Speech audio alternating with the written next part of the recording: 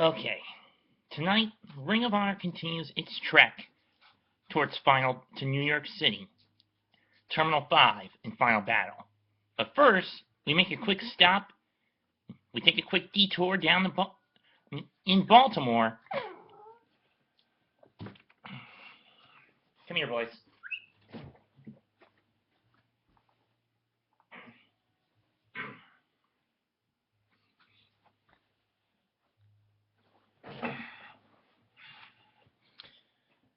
For a tournament that the company hasn't held for a few years.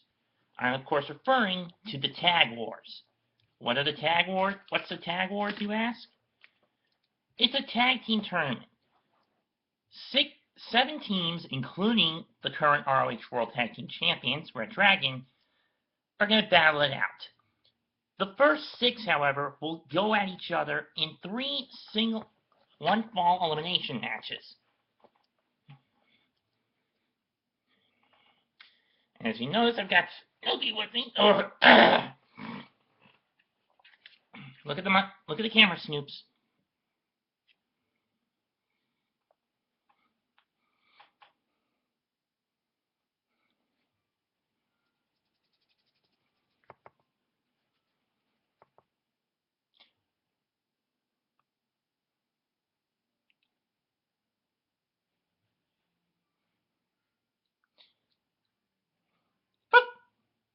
Well, anyway.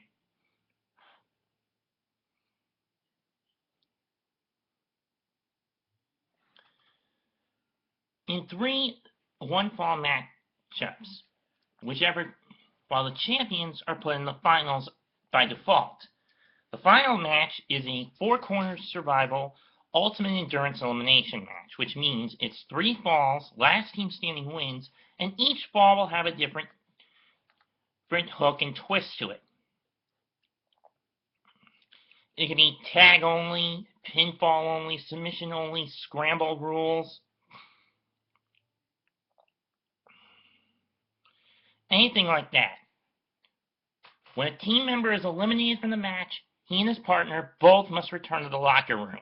And the last team standing, as mentioned, walks out of Baltimore and walks into New York City to face the Time Splitters to defend the Ring of Honor World Tag Team titles at Terminal 5 at Final Battle, Sunday, December 7th, against the Time Splitters.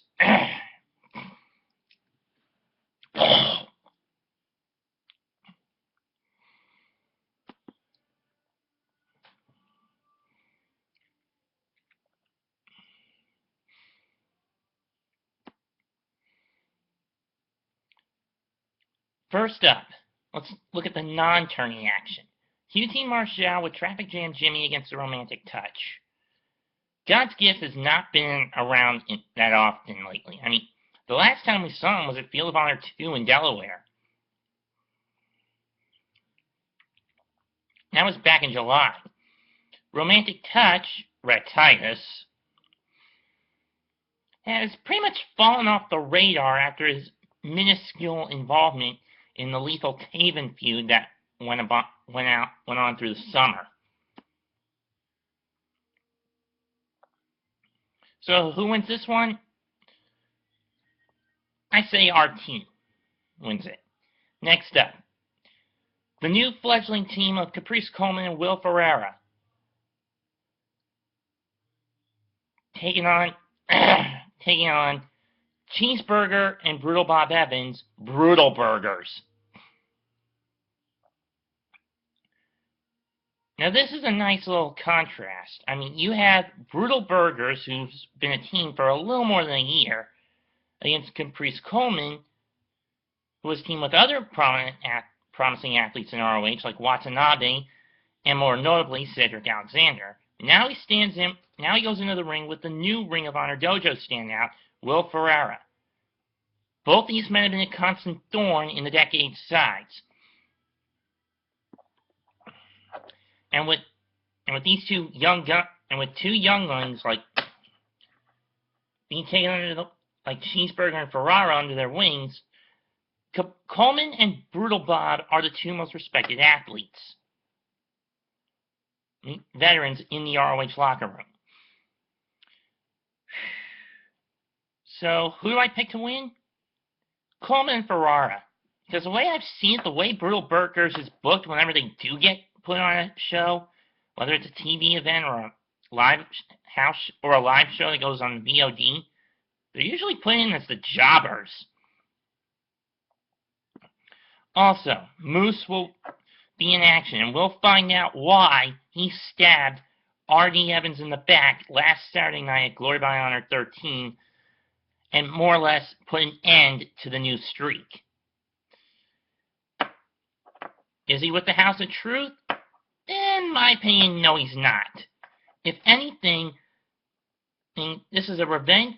Him doing what he did to Evans at GBH 13 is more or less a revenge tactic by the guy who brought him into Ring of Honor, brought both him and Artie in the ROH. I'm of course referring to Prince Nana. My guess is Nana has recruited Moose in order to once again re-establish the embassy in ROH. Not that that stable has really done much in any of its incarnations.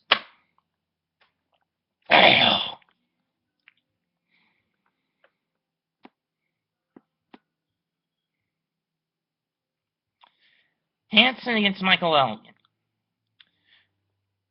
The team of War Machine has sworn that Ray Rose healed up from his motorcycle accident back in August. Raymond Rowe continues to support Hanson like he did in San Antonio, on that four-corner matchup involving himself, B.J. Whitmer, Frank Hanson, and Ferrara, I believe. But Michael Elgin, who supposedly quit the company after he lost the title to Jay Briscoe, you'll see that on this week's ROH TV episode.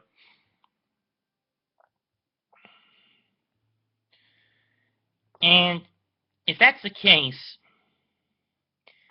the Unbreakable One more or less screwed both, not just Hanson, but Tommaso Ciampa, the survival of the fittest tournament 2 weeks ago.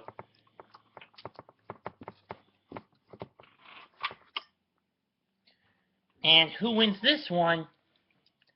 I don't know. I mean, Hanson and Rowe were personally endorsed by Elgin into becoming War Machine.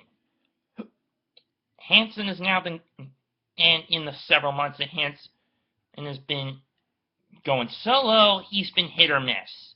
He's had good matches, but most of the time he hasn't won. This time, though, I think if you're going to start a feud between Elgin and War Machine, the heel has to win, and that's Michael Elgin. His me against the world attitude has provoked a giant, and he'll have to survive Hanson in Baltimore more. But then after that, he's got a Sicilian psychopath gunning for his head. And that's going to go down at Final Battle, if I do say that myself. The returning weirdo, the Wizard of Oz, Brian Kendrick returns to Ring of Honor against one of the biggest assholes in Ring of Honor today, and who still puts on show-stealing matches, but is still a big dick. I'm cool, baby! Which I call BS.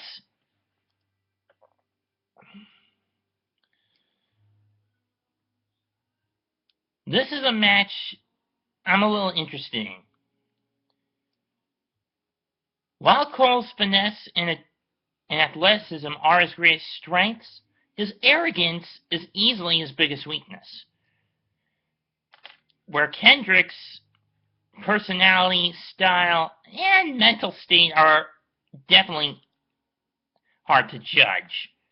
But they're trying to build Cole up as a credible contender again. And they're going to have to give him the win as much as I don't want him to win. And that's to help him push himself further and I'm hoping that this does not happen, him recapturing the title from Jay Briscoe at Final Battle. On their fight without honor. And I'm praying that does not happen. Finally, Cedric of the non-tournament matches, the Sicilian psychopath Tommaso Ciampa against Cedric Alexander. The night after he failed to win the ROH World title, Ciampa snapped, taking out crew members, officials, Kevin Kelly, and drilling Bobby Cruz in the head numerous times with his knockout knee, resulting in a severe concussion, which led to a suspension.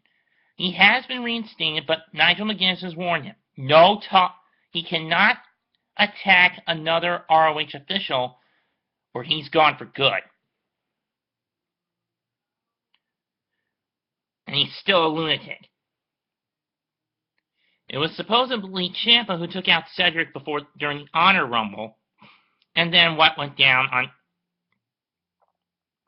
on television in their matchup. That's when Ciampa choked out Alexander using the tag rope while the official was knocked out. Nigel witnessed it and stepped in to reverse it. This rivalry will continue, but this time there's going to be no disqualification. Oh boy.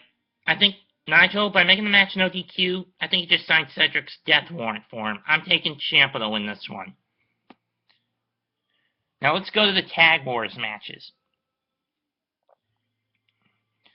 First up, House of Truth, Jay Lethal and Jay Diesel, with Truth Martini and their Ring of Honor World TV Champ Jay Lethal and hired thug Jay Diesel, with Truth Martini in their corner, take on the most decorated tag team in Ring of Honor history, the 8-time Ring of Honor World Tag Team Champions, Mark, and the current two-time Ring of Honor World Heavyweight Champ, Jay, them boys, the Briscoes. For Jay Diesel, this time, even if he is on the HOT's payroll, this is a match where he's going to have to man up or shut up. Do I see the Kingdom trying to get involved? Probably. They'll distract Jay and he and Mark will probably get screwed, but I'm not sure if that's going to happen in this match or the Four Corner Survival match, provided the Briscoes get that far. So with that said, I'm going to say them boys are going to take this matchup.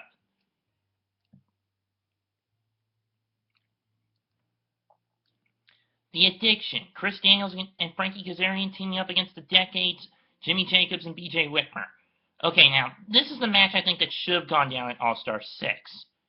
At All-Star Extravaganza 6.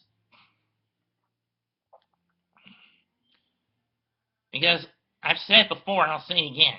Roderick Strong was not compatible with either BJ Whitmer or Jimmy Jacobs in a tag team, as part of a collective tag team. BJ and Jimmy have won the ROH World Tag Team titles twice before.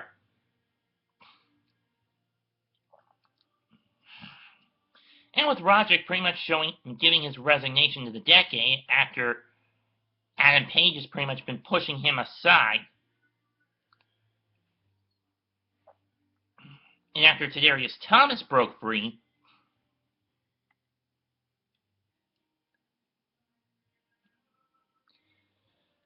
it's now down to Jimmy, BJ, and Adam. Page, that is. I'm not sure if there are going to be a lot of fights.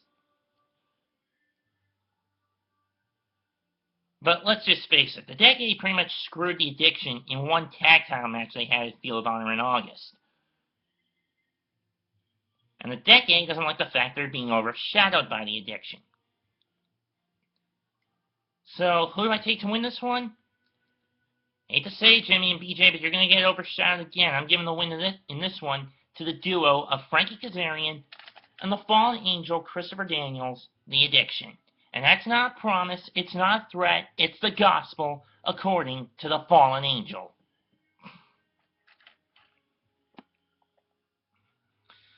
The final first round match. Probably going to be the show stealer. The duo of Matt Sydal and ACH going up against Bullet Club's Nick and Matt Jackson, the Young Bucks. Oh boy. There's one thing you're gonna get out of this one. Super kicks! Super kick party to the nth degree in this, as well as spot fest. But who wins and moves on to the four-corner survival match? Young Bucks. Well, actually, now that I think about it, I'm a little tossed up at the Briscoes HOT match. I could go with the HOT, but that's only if the Kingdom gets involved in that match.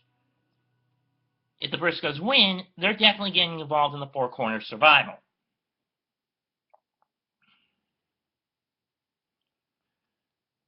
Well, and this distraction is going to be what leads to the Briscoes being the first duo eliminated.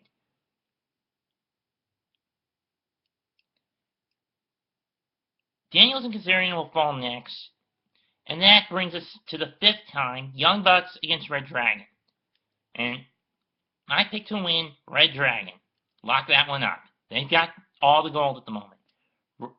Ring of Honor World Tag Team titles, IWGP Junior Heavyweight World Tag Team titles, Kyle O'Reilly Pro Wrestling Guerrilla World Heavyweight title.